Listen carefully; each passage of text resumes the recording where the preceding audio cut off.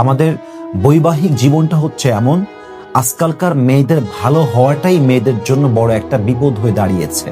দেখবেন অনেক মেয়ে ভদ্র, এই ভদ্র হয় হচ্ছে তার সংসারে অশান্তি হওয়ার বড় কারণ। এর কারণ কি? স্বামী অন্যায় করছে, বউ কিছু বলে না, চুপচাপ বসে থেকে সহ্য করে।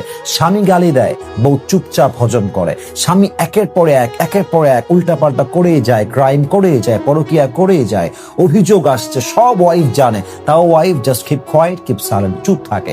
এখন স্বামী মনে করে, কি রে, আমার বউ আমার কথা বলো না কেন, আমার বউ আমার বিরুদ্ধে কমপ্লেন করে না কেন, আমার বউ ঝগড়া করে না কেন, আমার বউ আওয়াজ তোলে না কেন।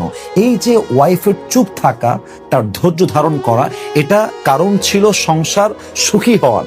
বাট বউ ভালো হয়ে গেছে আজকাল সংসার অসুখী হওয়ার বড় একটা কারণ আমাদের পুরুষদের চরিত্র খারাপ হয়ে গিয়েছে, আমাদের চিন্তা চেতনা খারাপ হয়ে গিয়েছে।